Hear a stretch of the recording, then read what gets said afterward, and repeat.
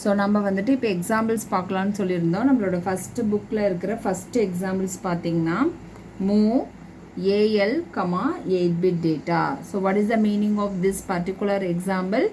ஒரு 8-bit டேட்டாவை accumulator low ரெஜிஸ்டர்ஸ்க்கு நம்ம மூவ் பண்ணுறோம் அப்படிங்கிறது மீனிங். ஆமாவா?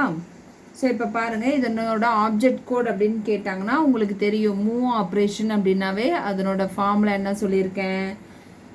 1011WRRR. இப்போ இங்கே என்ன கொடுத்துருக்காங்க? ஒன்று 8-பிட்டாக இருக்கலாம், இல்லைன்னா 16-bit டேட்டாவுக்கு ப்ராசஸ் பண்ணுங்கன்னு சொல்லுவாங்க. இங்கே என்ன கொடுத்துருக்காங்க? நமக்கு 8-bit டேட்டான்னு கொடுத்துட்டாங்க. 8-bit டேட்டான்னு கொடுத்துட்டாங்க. அப்போ 8-bit டேட்டாவாக இருந்தால் டபிள்யூட வேல்யூ என்ன இருக்கும்? 8-bit டேட்டாவாக இருந்தால் டபிள்யூட வேல்யூ என்ன இருக்கும்? 0. டபிள்யூட வேல்யூ 0. ஓகேங்களா? ஸோ இப்போ நம்ம அடுத்த வேல்யூ என்ன கண்டுபிடிக்கணும்? ஆர்ஆர்ஆர் அப்படிங்கிற அந்த வேல்யூ கண்டுபிடிக்கணும். இது எதுலேருந்து கண்டுபிடிப்பீங்க? டேபிள் 3.1 எடுக்க சொன்னேன். அப்போ டேபிள் 3.1 நீங்கள் போய் சர்ச் பண்ணிங்கன்னா டேபிள் 3.1 நமக்கு என்ன சொல்லியிருக்கிறோம்? ஆர்ஆர் வேல்யூ எடுக்கணும்னு சொல்லியிருக்காங்க. இப்போ ஆர்ஆர் வேல்யூ நமக்கு 8-bit ஆப்ரேஷனுக்கு வேணும் இல்லையா? 8-bit ஆப்ரேஷனுக்கு நம்ம ஆர்ஆர் வேல்யூ வேணும். அப்போ என்ன பண்ணுறோம்? ஆர்ஆர் வேல்யூ ஒரு நிமிஷம் இருங்க. RR value 000 for register AL from table 3.1. இப்போ நம்ம என்ன பண்ண போகிறோம்? ஏஎல் அப்படிங்கிற ஒரு அக்குமுலேட்டர் லோ ரிஜிஸ்டருக்கு இந்த டேட்டாவை மூவ் பண்ணணும். அப்போ நம்ம ஏஎல் ரிஜிஸ்டரோட ஆர்ஆர் வேல்யூ என்ன அப்படிங்கிறது பார்க்கணும் இல்லையா? ஸோ அப்போ டேபிளுக்கு வருவோம். ஓகே, இப்போ 8-bit ஆப்ரேஷன் அப்படின்னாவே டபிள்யூவோட வேல்யூ என்னவாக இருக்குன்னு சொன்னேன்? 8-bit ஆப்ரேஷன் அப்படின்னா டபிள்யூவோட வேல்யூ 0. 16-பிட்டாக இருந்தால் டபிள்யூவோட வேல்யூ 1. அப்போ நம்ம 8-bit ஆப்ரேஷன் தான் இந்த இடத்துல நம்ம பண்ண போகிறோம். அதனால் டபிள்யூவில் 0ல் தான் நம்மளோட லோ அக்குமுலேட்டர் ரெஜிஸ்டர் இருக்கும்.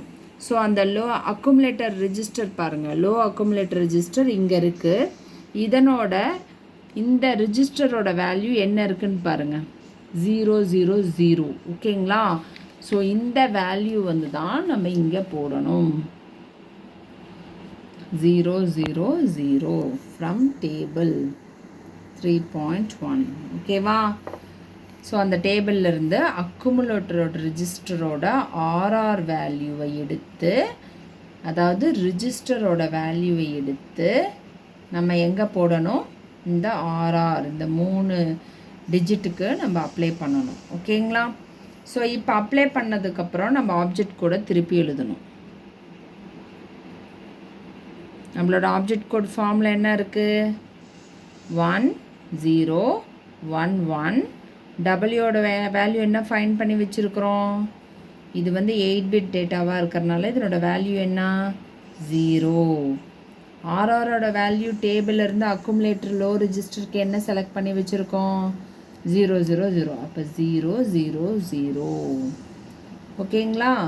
பண்ணிவிட்டு ஒரு 8-bit டேட்டான்னு சொல்லியிருக்கிறாங்க. அப்போனா நான் ஒரு 8-bit டேட்டாவை நான் இங்கே கொடுக்குறேன். 53H. இது வந்து ஒரு ஹெக்ஸாடெசிமல் வேல்யூ. இது 8-bit டேட்டா. ஓகேங்களா?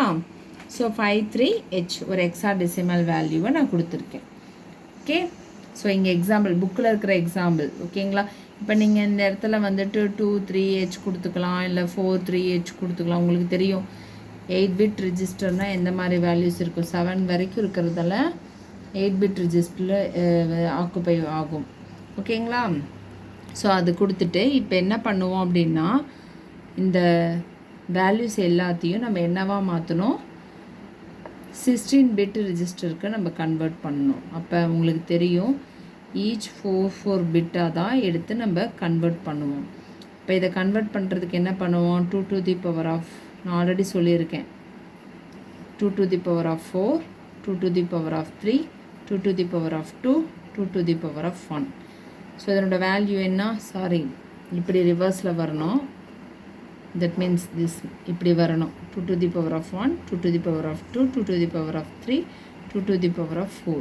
அப்போ இதனோட வேல்யூ என்ன? 1, 0, 1 2 3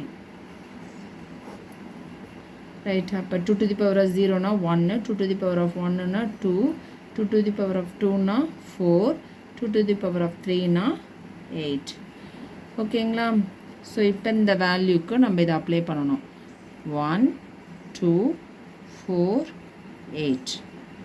இப்போ இதில் 0வை விட்டுட்டு மற்ற வேல்யூஸ்லாம் என்ன பண்ணுவோம்? ஆட் பண்ணுவோம். இப்போ 8 + 2 10, 10 + 1 என்னது 11, 10 + 1 11. அப்போ 11 அப்படின்னா உங்களுக்கு தெரியும் 9 வரைக்கும் நமக்கு 10லேருந்து A, அப்புறம் Bனா 11, Cனா 12, Dனா 13, Eனா 14, Fனா 15. இப்படி வரும் நமக்கு 16 பிட் டேட்டாவை நம்ம இப்படி டிஃபைன் பண்ணுவோம். அப்போ இங்கே நமக்கு வந்திருக்கிற வேல்யூ என்னது 11. ஸோ அப்போ 11ஓட ஹெக்ஸாடெசிமல் வேல்யூ என்ன நம்மளுக்கு B. அப்போ ஆன்சர் இஸ் B. ஸோ இந்த 0ல் போட்டிங்கன்னா என்ன வரும் ஆன்சர்? 0 தான். 2 to the power of 0லேருந்து போட்டிங்கன்னா இது எல்லாமே 0 தானே? எல்லாமே 0ங்கிறனால 0 5 3H. ஓகேங்களா? ஸோ இதுதான் நம்மள ஆப்ஜெக்ட் கோட். இதுதான் நம்மள ஆப்ஜெக்ட் கோட் கிடச்சிருக்கிற ஆன்சர். ஸோ இந்த மூவ் அக்குமுலேட்டர் 8-பிட் டேட்டாவோட ஆப்ஜெக்ட் கோட் நமக்கு கிடச்சிருக்கிறது ஃபார்முலா யூஸ் பண்ணதுக்கப்புறம் கிடச்சிருக்கிற ஷார்ட்டட் லிஸ்ட் B053H. ஓகேங்களா? ஸோ இதுக்கு நம்ம ப்ரோக்ராம் எழுதணும். இதுக்கு நம்ம என்ன எழுதணும்? ப்ரோக்ராம் எழுதணும். ப்ரோக்ராம் என்னென்ன எழுதுவோன்னா first effective address. So effective address, it is a simultaneous address. அதாவது சைமல்டேனியஸ்ன்னு சொல்ல முடியாது, சீக்வன்சியல் அட்ரஸை தான் நம்ம என்னென்னு சொல்லுவோம்? எஃபெக்டிவ் அட்ரஸ்ன்னு சொல்லுவோம். அடுத்தது நம்ம என்ன எழுதுவோம்னா ஆப்ஜெக்ட் கோட். நம்ம என்ன ஆப்ஜெக்ட் கோட் ஃபைனலாக கண்டுபிடிச்சிருக்கிறோமோ அந்த ஆப்ஜெக்ட் கோட் இங்கே எழுதுவோம். அடுத்தது மெமானிக் கோட் அப்படிங்கிறது என்னன்னா